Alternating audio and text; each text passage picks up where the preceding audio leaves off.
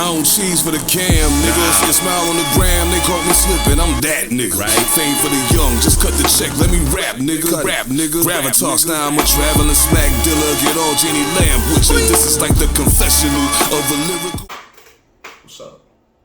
Y'all know what it is, man. Welcome to the party. We back on Side Barz. Nothing but the dope over here, man. You already know me. Seven Da Pantha, the Carolina Hurricane of ridiculous slang, or your baby mama's favorite rapper, or Pie Strickland, if you getting the point. And of course, you already know on Side Barz we bring you nothing but the dope. We don't do nothing whack on Pantha Politix Network, man. Y'all already know. You should be familiar with this guy already. None other than Mr. High Notes himself, Mojo Barnes, son of the morning out now. What's going on, brother? How you doing, man? I'm chilling. I'm excited. So am I. Absolutely, yeah. Absolutely. Now, for those people who are watching who are not familiar, God forbid, I don't know how, but that are not familiar with Mojo Barnes, where are you from and when did you start rap? Well, how did you get into rapping, I guess, but not when did you start rapping, because that's a whole different question. Yeah, I'm from Seattle, Washington. If you listen to Easy, I'm from the South End, King County. I rep it proudly. But I started rapping, or at least I got into rap at a pretty early age. I want to say like, I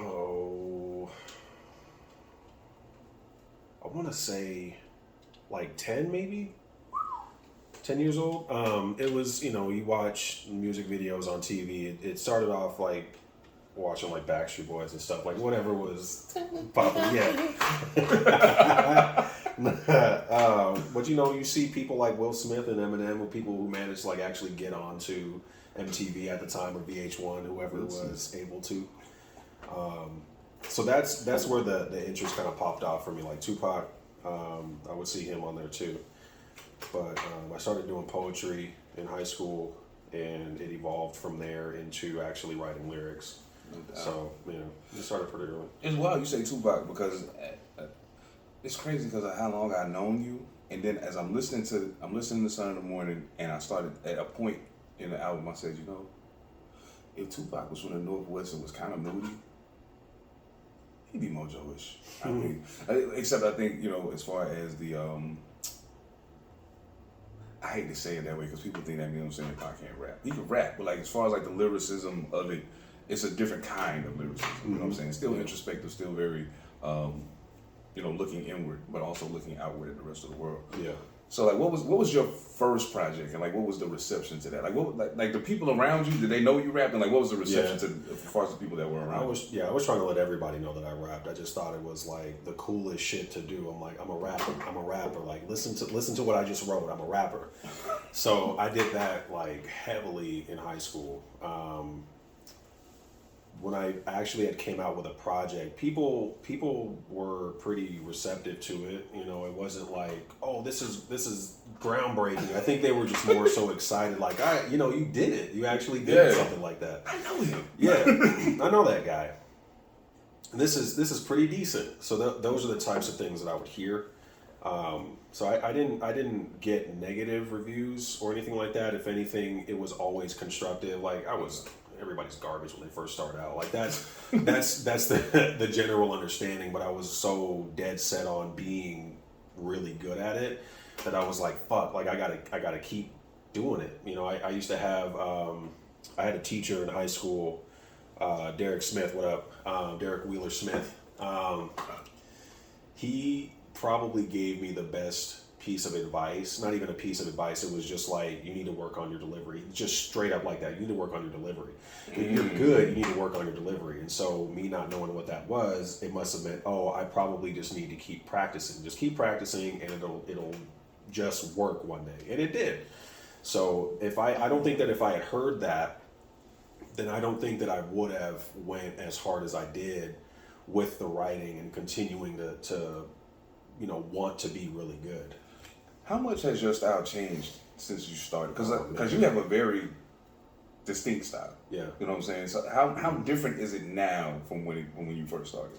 It's totally different. I would probably say it's just different in the realm of like, the content is a little bit more honest and a little bit darker versus what I was doing, because it was always just emotional, but it wasn't just the dark stuff. The wordplay was a little bit more trying to be, I don't know, like the metaphors were immature. Juvenile is a better one. But I think it was more just me trying to fit a flow onto tracks. I don't really know how to describe it, but like my wordplay wasn't as good. Rhyming things wasn't as intricate now, or then, as it is now, because it was single syllable type words like cat and hat or bottle and bottle, like just basic things that would come to mind. But you just realize there's a larger vocabulary out there. Oh man, yeah. So, and you definitely use it. Okay. I try. Oh man. So I know the first time I saw you was live on stage. Mm-hmm. I think it was at South Tacoma Way. It was the very first time I ever saw you. And I was blown away because I was like, his hair is pink. Mm-hmm. That's wild. Mm-hmm. But he can really rap. Like, this is nuts. So, like your stylistically, not just rap, but even the way you present yourself to people has evolved. Yeah. You know what I'm saying, over time. Mm-hmm. Was it a conscious decision to be like, you know what, fuck all that? Like, you know what I'm saying? I'm just. This is just me, man. Like, Yeah. You know what it is. I mean, for the most part, I was. I didn't really put a whole lot of thought into like the impact of it. It was just like, I think this is cool, and I want to do this now. No doubt. Like the dyeing of the hair kind of came from who I was with at the time, my daughter's mom. Even before that, when I was going to school out in Virginia, you just see some of the people around. They've got the blonded patches of whatever in their hair and stuff like that. So I'm like, let me do this. But then you're like, oh, it would be cool if I had a different color, not just blonde or not just like natural hair colors, like I think it was like auburn or honey brown or some shit like that. That's some wild shit. Yeah. Yeah, but it's just straying away from the natural hair colors. I thought I was doing purple, to be honest with you, but everybody tells me pink. So I'm like, I mean, I get it. It's pink. It's fucking like, I think I was trying to do like a rose quartz, if anything, which is pink. No. But I was going for purple. But yeah, no, I just thought that was cool. It was different, and I didn't want to be normal. You know what I mean? Like, I don't know a whole lot of. None of our rapper friends are doing that shit. You know what I'm saying? So, yeah. It made me think about something though. I know when you said when you were coming up, when you were in high school, you was like, "Hey, look at what I just wrote. I'm a rapper." Like, now I know nowadays it's like I almost don't want to tell nobody I rap. You know what I'm saying? Because it's like everybody ain't I'm a rapper. They gonna sound like one of these cornballs. Yeah. But like, was it, especially being that you were out here, was it as pervasive like throughout the area at the time, or has that kind of been a thing that's happened over a period of time? It's just happened over a period of time, because when I first started, it was just my immediate circumference of friends, family, and things like that. Like I had no idea that you are now a fish, like you're a little fish in a big pond type of a thing. Yes. So I had no idea that there were so many other rappers in Seattle. I knew that there were people around, and people would be like, oh yeah, I rap too, but you never really know until you start going to all the shows and all the house parties and house shows or whatever. So when I was in high school, I was the rapper in high school. I went to an alternative school, and so I was the only one that was doing music. And so, that was just like the craziest thing for everybody, because nobody else did it. I would have loved that. Yeah, I know, right? So, not a whole lot of room for, criticism. Definitely room for like improvement, but no, I had no idea until maybe 2012, 2010, maybe 2010, that I understood that there was like a whole larger world of rappers that it's, everybody's doing it. Everybody's fucking doing Everybody it. and their mom. Jeez, Right. That shit is crazy. Yeah. Just like I know there's some really dope MCs out here. I'm gonna get them on the show eventually, I promise. But they be like, it's hard. Anyway, we ain't gotta get into it. But So how did you link up with AU? For those of y'all who don't know, AU was Alchemy Union, a collective of really, really incredible artists. That some of them were producers, MCs, dance, whatever they do. You know what I'm saying? But how did the whole AU connection come to be? So AU pretty much came about when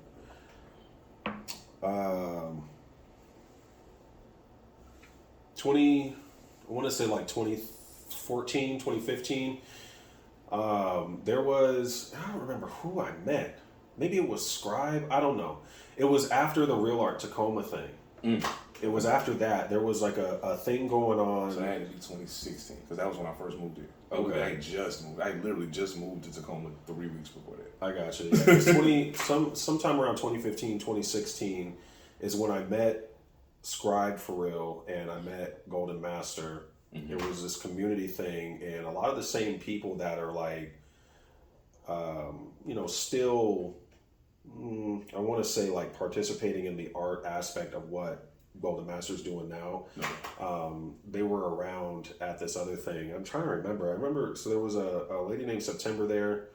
Jacob Wellman, I think that's his last name. It was like certain people that I remember that were around when I did this. I just was rapping around people, and I was like, they was like, this is really cool. But Golden Master and Scribe started doing more of these shows at the Upstairs. I don't really remember how it all started. I just know that Golden Master was doing this monthly thing going on called Turntable Sunday. Yes. And TTS. it was crazy. I would go there and just kind of vibe out and whatnot. And then he started doing the shows and stuff like that, but it just became a much larger situation because of the popularity that started to grow around it. TTS was something, man. Yeah. That was special. Sound was terrible. Sound was terrible. 90% of the time, I can't hear what the rapper's saying. But Yeah. I'm vibing with you. Let's go. No, for sure. And it was always about the energy, because you can kind of tell that people were there for like the love of the community and the fact that people were also rapping and doing art. Like it was a very, very laxed networking opportunity. Absolutely. You're drinking, and it's almost just like you're at a house party. That's what it felt like. Lots of people would come through and meet people and show up again next time. Some people were there only the one time. Yeah. But a lot of returning faces. So you got to know a lot of people and really get an understanding that there's a community here. Like there's more than just who you have grown up around. Absolutely. And you can create friendships and camaraderie around these individuals. Oh, hell yeah. Mm-hmm. So, I mean, you don't really sound like anybody. Mm-hmm. I spent a lot of time invested in trying to figure out who people sound like, because that's how I'm able to kind of piece out who their inspirations are. Mm-hmm. But you don't really sound like anybody. But there are elements of what you do that kind of give away some of the people who were like influences on you. Yeah, I know who they are, but I guess we can tell them too. So, like, who were like the biggest influences stylistically and I guess lyrically in regards to as far as your development in MC? It started off with Tupac. I'm not gonna lie. Like I listened to Will Smith, but I didn't really take anything from him. He was just like the first rapper that I heard. And I was like, okay. But Tupac, for real. And then it turned into Kanye West, and then it turned into like Nas. But like the specifics are Tupac, Kanye, Eminem, and Drake. Those four, and it started to expand after that. But those are the that's my Mount Rushmore. Oh, no doubt, no doubt. How I started. I mean, I can dig it. And for those of y'all who might hear Drake and be like, "Oh yeah," like even early on when Drake first came out, even I was like, "Hey man, Canada can rap. You hear him?" Yeah. You know what I'm saying? And then all the weird shit started happening. But so okay, so enough of all that. Let's get to Son of the Morning. Let's get to Son of the Morning. First of all, fumble! Jesus. Hey, y'all know how I do. I'm not cutting this up. I'm totally gonna fuck everything up. Well, We'll see. We'll see. Okay. So, Saturday morning, one of the first things that jumped off the plate to me, and I decided to do this in a different order than I normally do. Normally, I listen to the album the first time, purely for the aspect of hearing, pardon me, if somebody can rap. I already know you can rap, so that's not what I was listening for. What I wanted to hear was the production, the beats that you chose. And it's funny because one of the beats that you chose, I was listening to a folder of beats I had from Soul, and one of the beats was in there.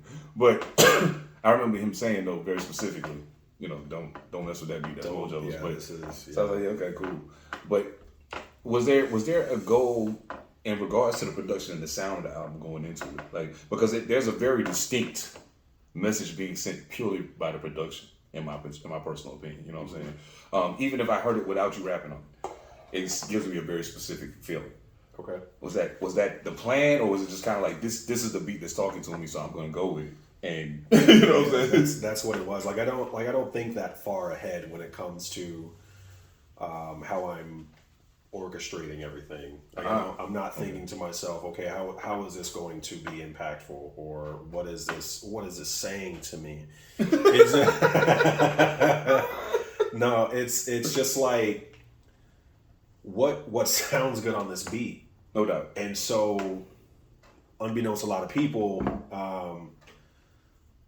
I actually had to pull a lot of these verses from other songs from, shit that I was doing with Reddy.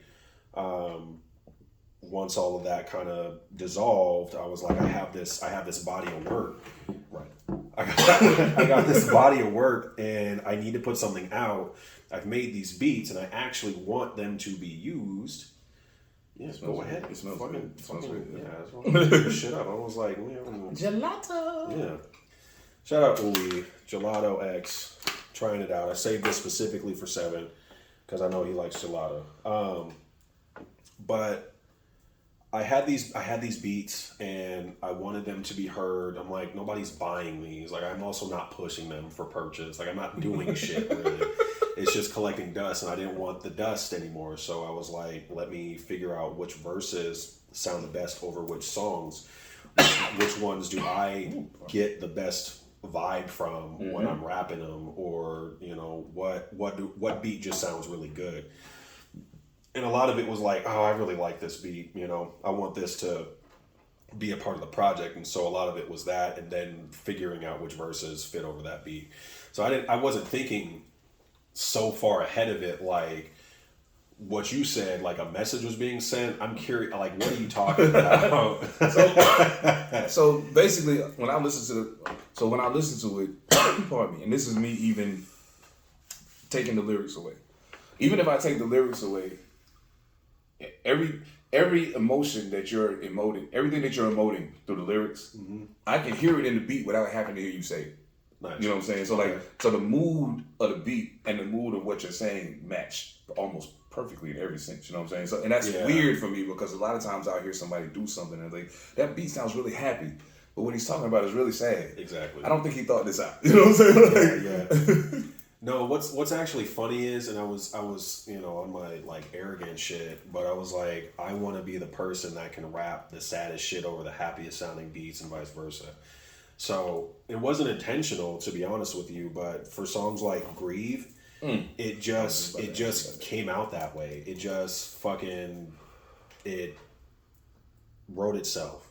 And that's just what it was. Like, it's always just been like what's the feeling, and the words will just come out from there. I'm trying to avoid using words where you're gonna be like, pose. Okay, ladies and gentlemen, this will be a pause-free interview. I'm gonna be good today. Look, we got Pantha Politix tomorrow night. I'm gonna have plenty of pausing going on there, so it's cool.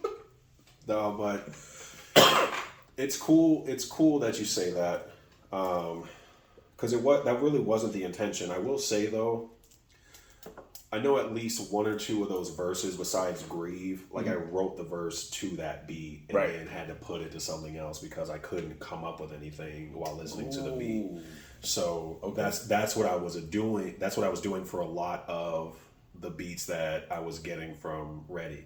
So I was like, I need to make something, and this I get more of a feeling from this beat, but I need a 16 or I need 2 16s, whatever. So let me get a vibe from this beat and apply it, and it usually would match for the most part. Like Easy, It's so. Before you say that, I just want you to know. I went into this thinking I don't know that I'm gonna be able to unhear the other version of this song I heard.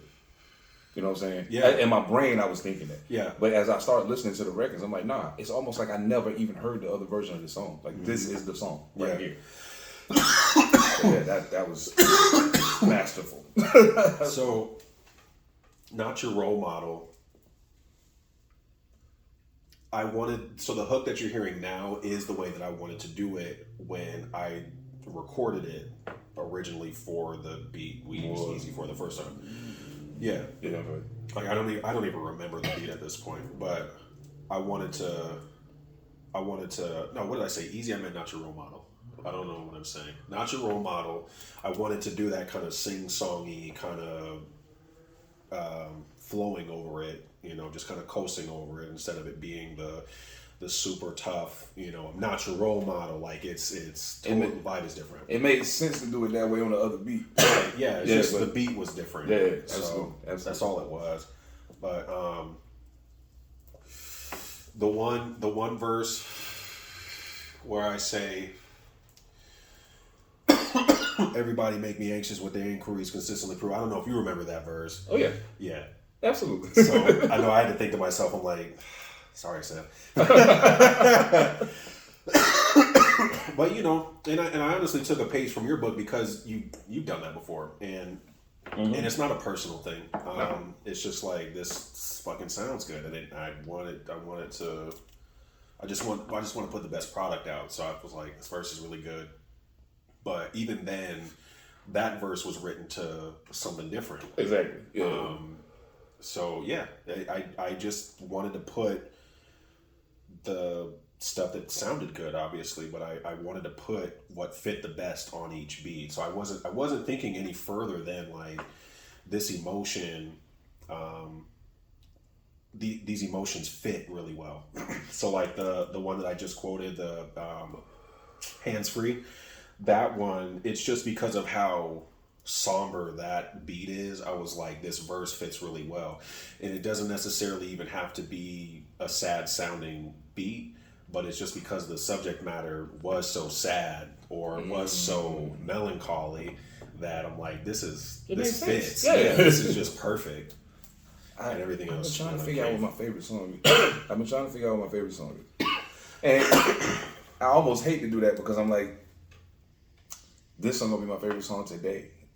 Pardon me. And then tomorrow morning I'm gonna wake up and I'm gonna get in my car. Somebody's gonna piss me off while I'm driving. I'm gonna be listening to this album, and today this song is my favorite. You know what I'm saying? Because I know that depending on what mood I'm in, it's gonna tell me which song talks to me the most. Right. But one of the songs that is, and I think you already know pretty much, I'm in love with this record. Grieve is one of my favorite songs, one of my favorite Mojo songs I've ever heard in my life. And I think it's the combination of complexity and simplicity of it that makes it stand out to me. Because the hook, very simple. But what you're talking about, for a person that's not in tune, it'll still sound simple to them. But there are complexities all within the lyrics. You know what I'm saying? Yeah. That are like, yeah, this sounds like this, but what I'm really saying is, like, one of my favorite parts, she just left me for the third time this week. I was like, Jesus, that sounds like, put that in context of how you feel about whatever your relationship is with your significant other, and just imagine that being the case. Yeah. And then apply the rest of this to that.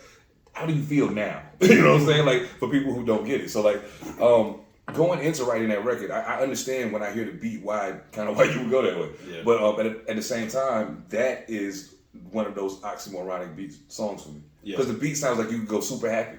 You know what I'm saying? But what you're talking about is not happy at all. You know what I'm saying? Yeah. I agree, it's fucking awesome. I just want to I like that one a lot because I don't feel like, I feel like it's a I think sunny when I think about that song. I don't think happy. Obviously with what I put on it, right? but it gives me sunny, like summertime vibes. Like I made this beat specifically for, like once I started tweaking it a little bit, I was like, this could be a good summertime like banger. No doubt. And you know, making the song to it, it's just what flowed out. Told you I was gonna be good. Yeah. No, and then the hook, like I guess once I started writing it definitely started to turn more into like this is a good concert song. Yes. This is good for summertime festivals. Okay. So that's kind of if I had an intention for it, that's what the intent was. But then I was like, it punches so much harder with the subject matter on it. Yes. So those kinds of things, I do remember stopping and thinking, okay, this will be cool if I say this here, or if I rhyme these two specific things together. I'm trying to think of one part of it, because the whole second verse is what I'm like thinking about, where I'm just like, this is going to be impactful if I input this part of my story, I guess. I'm trying to figure out the best way to explain it. I feel like I'm missing the mark, but I was definitely trying to just make an impactful song. You achieved that goal, brother. Trust me, man. And I when I hear it, the funny thing about it is the first time I heard the song was live. Live was the first time I heard the record. So like I'm listening to the song, and shout out to Lucky Dime. Y'all system is actually pretty dope. I can hear everything he was saying. So like I'm listening and I'm like, oh my God, he's going crazy. And Soul got the cheat code because he's mixing. So he mixing and mastering the album. So he already done heard it. So like to me, I'm losing my mind because this is my first time hearing this song, and I'm like, oh my God, this is crazy. But after I bought the album and I sat down and listened to the record in a closed environment, I said, you know what this reminds me of? If Kid Cudi was from Seattle and could actually rap, he could probably make this song. If he was from Seattle and could actually rap, he could make this song. And no disrespect, Kid Cudi, you know you ain't one of them though. But that's what it made me feel like. But it made me feel like the Kid Cudi that I like. Mm-hmm. You know what I'm saying? When I like him in his bag, like that's what the feeling it gave me. But then the way you executed the lyricism takes it to a whole nother level. You know what I'm saying? Yeah. My man Sean Ford, I posted the album on Facebook. He came back a couple hours later. I was like, yo, fucking Livestock, yo. I was like, yeah, I know. I know. I love that record too. I love the hook. The hook for certain. It's the first time I heard the hook, I was like, oh shit, he did that. Oh, that's crazy. Livestock. Now that's one I never heard before. Yeah. Tell me where you were when you wrote that. Like that that song is crazy. You smoked that shit. After that, I hold on, because I'm like on chapter 2 and I got to start at the chapter 1. No doubt. I needed more beats, and I wanted to hit up Soul because we have kind of been playing this sort of tag with using each other's beats, rapping. Like, you know, I don't have anything like that from Soul. So I told him I would like some beats, and he sent me a couple of things. And the beat for Livestock kind of stuck out to me because I felt like that was the highest quality out of like the pack that he gave me. Like I'm extremely picky. Like anybody that's working with me, I don't rap on fucking everything like I used to, because I'm not interested in being like that rapper anymore. Like I don't want to be the rapper that's like, I can fucking rap over anything, because it's a flex. I just didn't care anymore. Yeah. So it's a flex to a point. Yeah. Yeah. I've been that guy, so. Yeah, because I mean, you want to be revered as like somebody who can rap over anything. Exactly. Can't trip that one up, buddy. Yeah, no. Getting anything, but you know, you just want the quality. So Seven gives me this beat. And not Seven. Soul gives me this beat. I was like, oh, Seven production. Hey. Weed is really good. Soul sends me the beat, and I'm thinking to myself, okay, I need to talk about the takeover situation.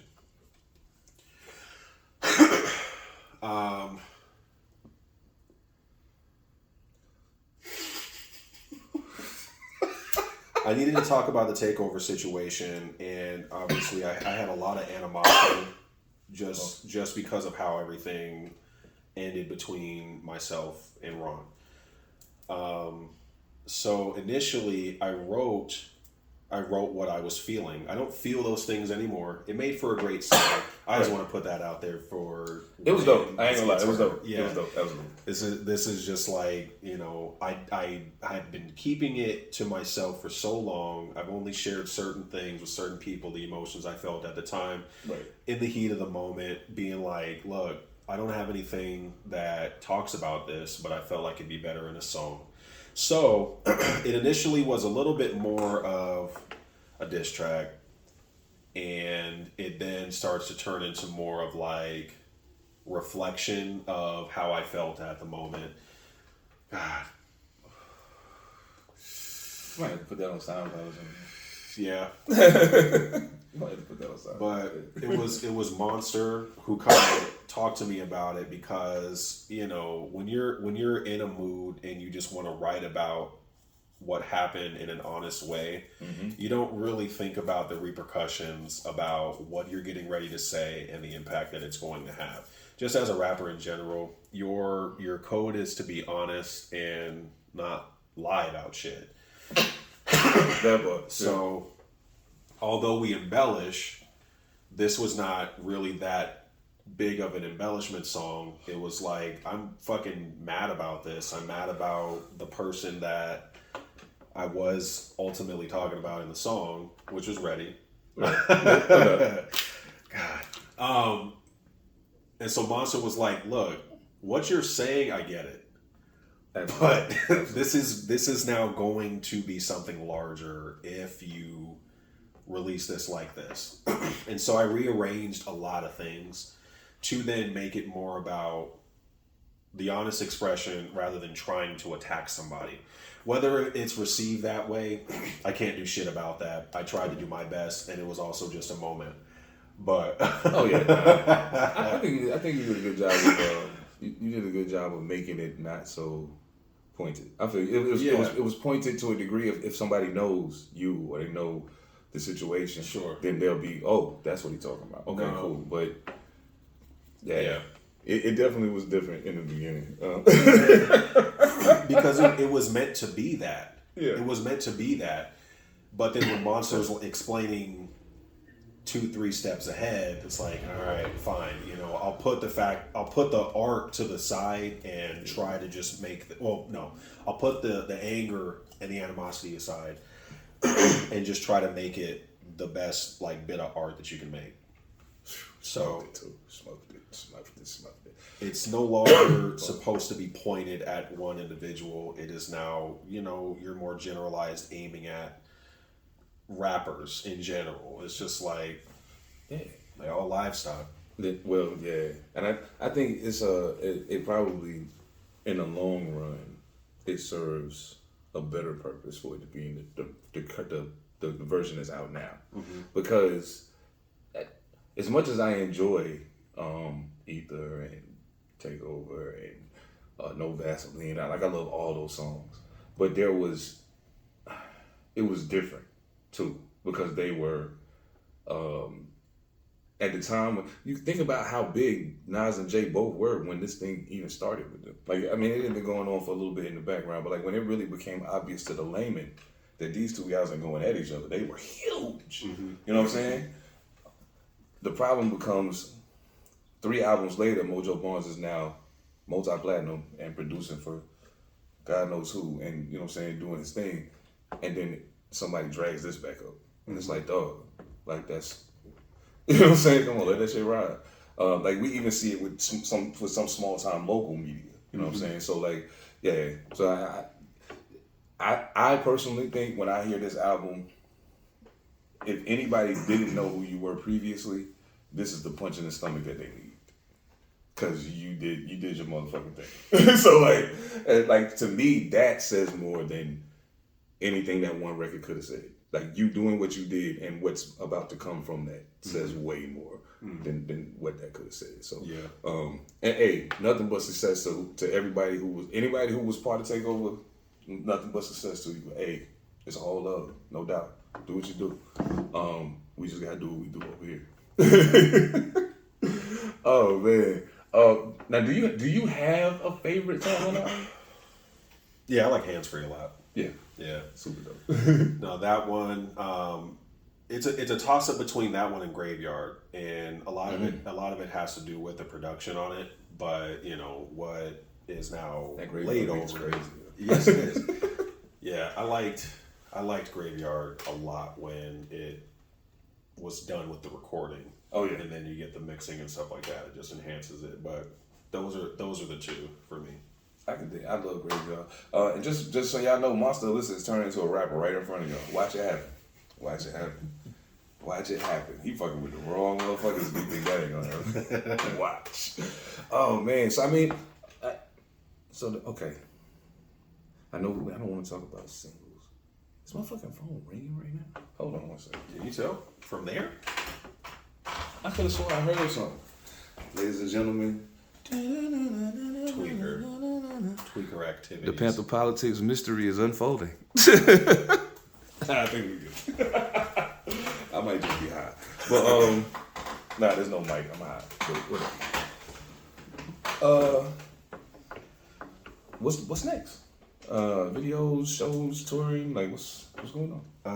The next couple of things really are trying to figure out videos. Really. Okay. I think there are some visuals that need to be put together for the album at this point. Yes. There is a show going on at the Waterland Arcade in Des Moines. I don't know if I've been to this place or not. I rocked that twice, I think. Monster was there with me one time, and the time prior to that, it was me and Red. So I don't think. Well, at least I know we ain't been there as collectively. I don't know if you've been there individually, but I was trying to think if we've been there as a crew. I'm trying to remember because I'm thinking of an arcade, and I'm excited because if this is the arcade that I'm thinking of, then they sell vinyl records. So I'm like, oh fuck, let me see about that. I think they do.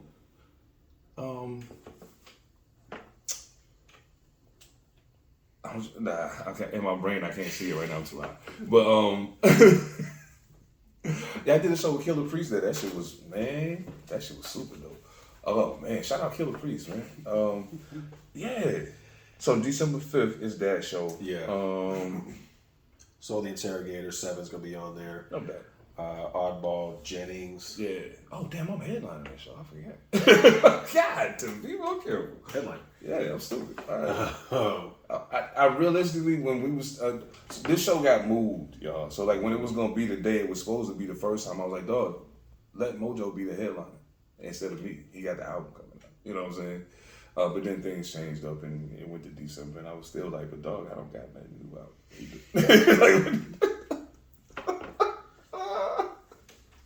Always a good thing to open up. No doubt. For 7. Oh shit.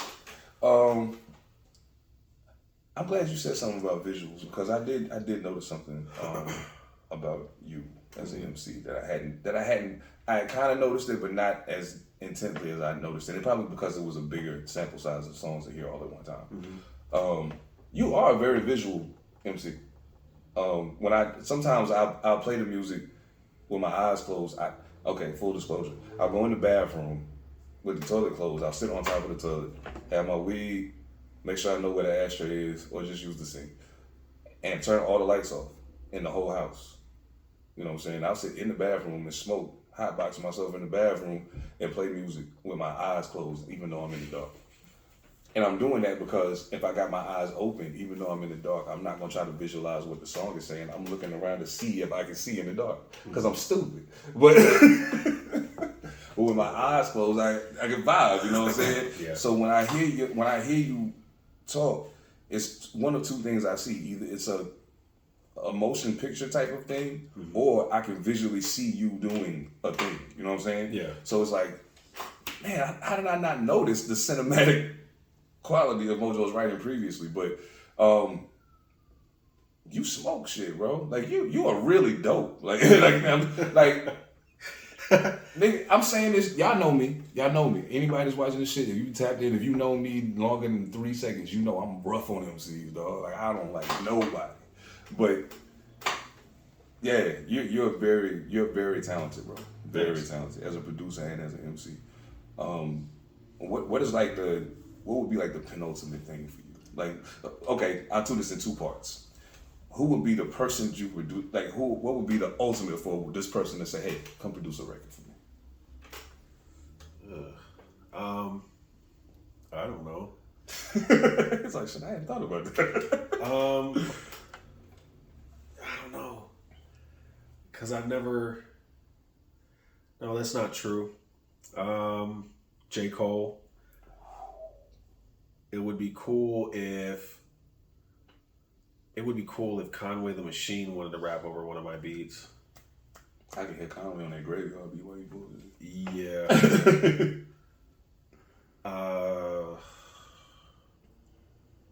Ransom.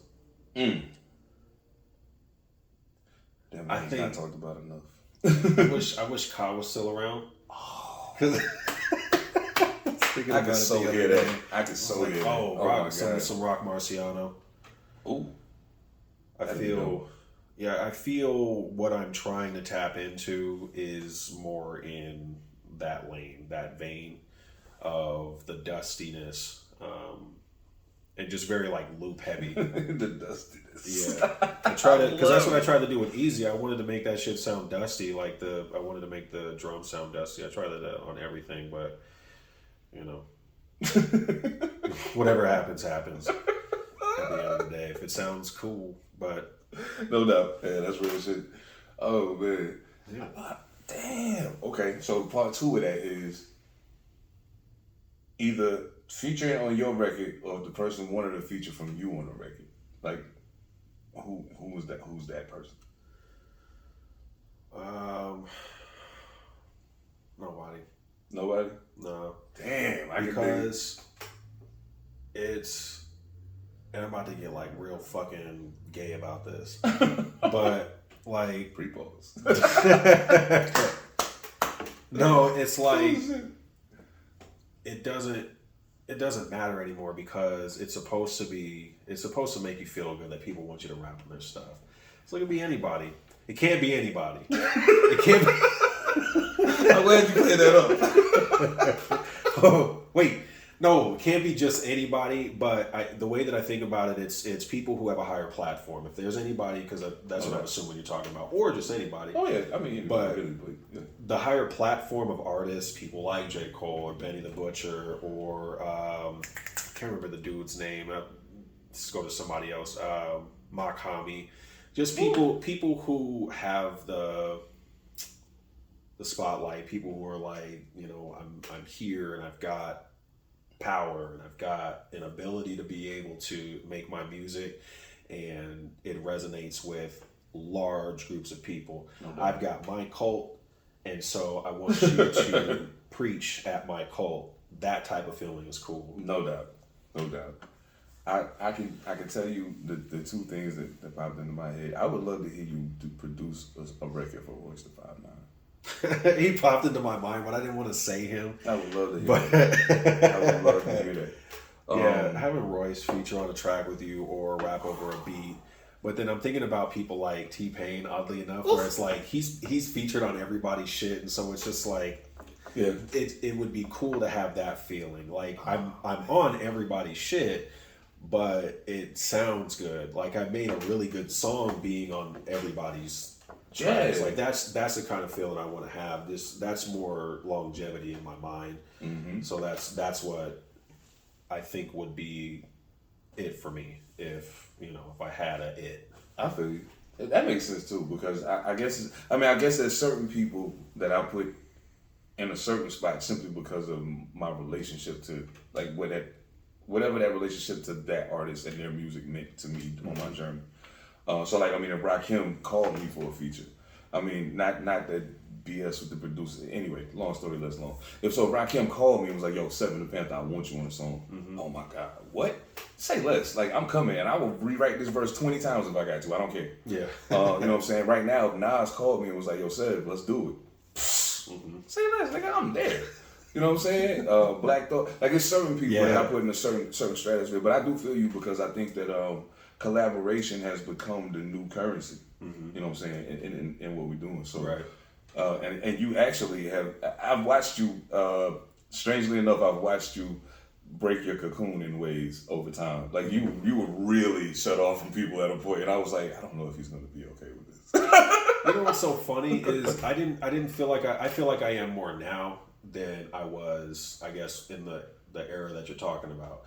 Because I was trying to go everywhere and be friends with everybody. That's literally what I was trying to do because I felt like that. You know, you just want to be in the circles, you want to know people because it's kind of the only way that you can elevate in some areas of it. No doubt. You know, you have to be at these parties, these shows that are.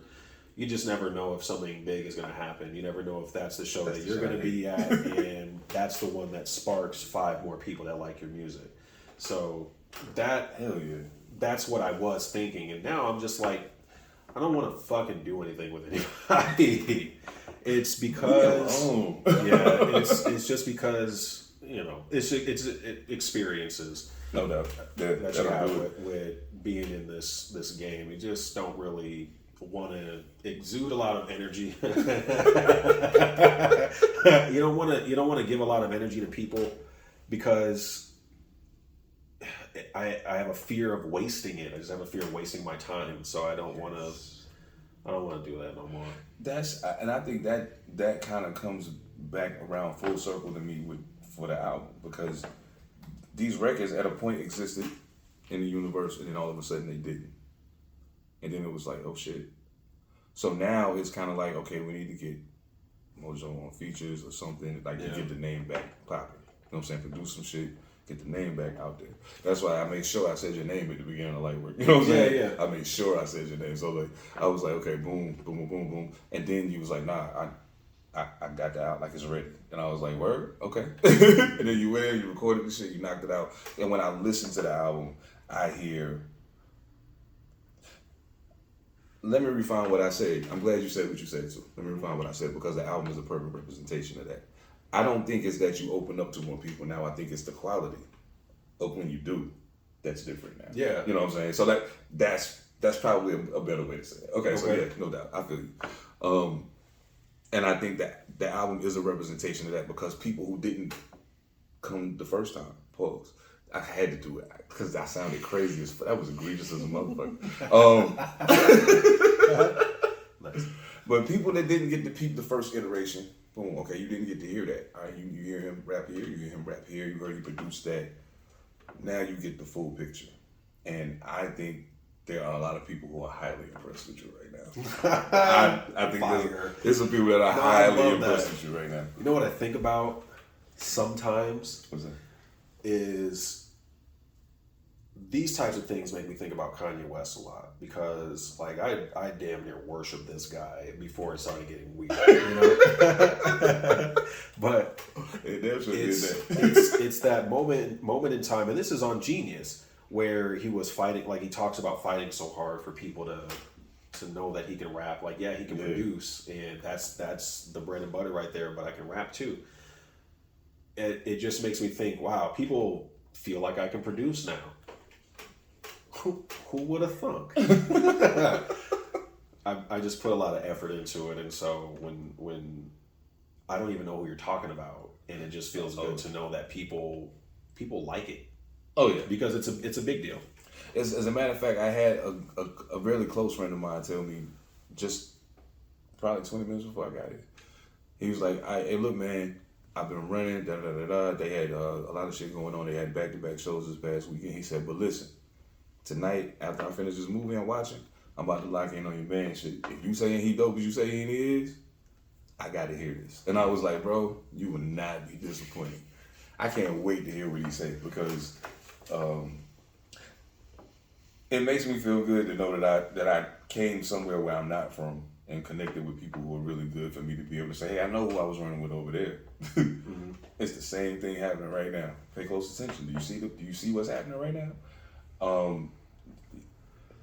You have an opportunity right now to kind of bend the paradigm a little, because you are, like you said, the production is getting attention.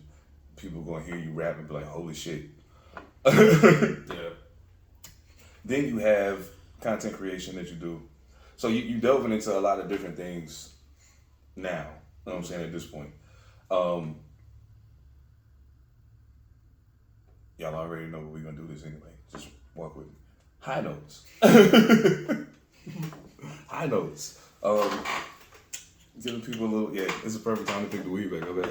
Is this the one that you had? Yeah, one of those. Yeah, okay. one, 'Cause I got yeah. Whew. Okay. But yeah, high notes, man.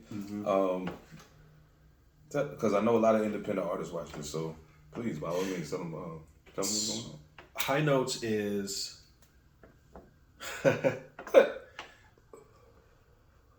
it's a platform where we cover everything from butts to beats, baby. Baby. I had to think about it for a second. I was like, fuck, what is it? What is it? No, it's supposed to be a platform where we're talking about local things, branching out here and there. It's not supposed to be exclusive these days, but where we talk about artists, rappers, specifically hip hop artists who don't get enough attention. Like, I'm sure people would like it a lot more if their EP got one more play, one more listen, 2 more listens, and being able to expose people to those projects gives that opportunity, and so I like contributing to that. It's supposed to be the same thing with these weed companies. So not just trying out the top shelf brands that everybody likes. Everybody has like a name brand that they love. But it's also supposed to be trying different companies and expanding, because a lot of everything that has to do with music and weed is word of mouth. Because we weren't doing it legally, or we weren't doing it in a way that was being mass produced like the way we can fucking see it now. So it's just about trying to provide exposure in one more area. Even if it's not the biggest platform, I'm understanding now that it's still exposure. It's positive exposure, and if you can contribute to that, then that's what matters. Absolutely. So, yeah. I mean, shit. You got think about it. We about to do 203 tomorrow. Yeah, that's crazy. So, but it's like when I go back and I look at the history of analytics over the years. And what I see a steady growth. Like, there was a point where it dipped, but that's because I was being inconsistent, because I didn't know what was going to happen. But then as soon as the consistency kicked in, I see it's small and incremental at first as we starting to implement new things. Like, it's starting to come up more. The W thing has definitely helped out some. On Purpose is actually helping Pantha Politix and vice versa. Like, it's kind of dope that it worked that way. So I mean, the thing that I try to explain to artists the same way that you was just saying, it might not be 1 million people watching right now, but you just put this album out last week. Yeah, we did this interview today. I'm not talking about streaming. I put it out last week. Yeah, streaming came out last week. Okay, we doing this interview today. Boom. So, but then 2.5 months from now, some dodo bird gonna stumble on an episode of Pantha Politix that they like, that's gonna lead them to an episode to come to watch a Monday Night Live All Purpose. And they're gonna be like, well, shit, what the hell else going on over there? And then come to Side Barz, and now this person who had no clue about nothing going on in this universe of Pantha Politix Network now is all the way into the point that they came to Side Barz, and now they want to go listen to Mojo Barnes. You know what I'm saying? Like, people don't understand how it works like that. When you do a search for something, when you search a person's name, shit come up in whatever order it come up in, but sometimes I scroll way down because I want to see the shit that everybody else ain't watching. Let me see the shit everybody else ain't watching.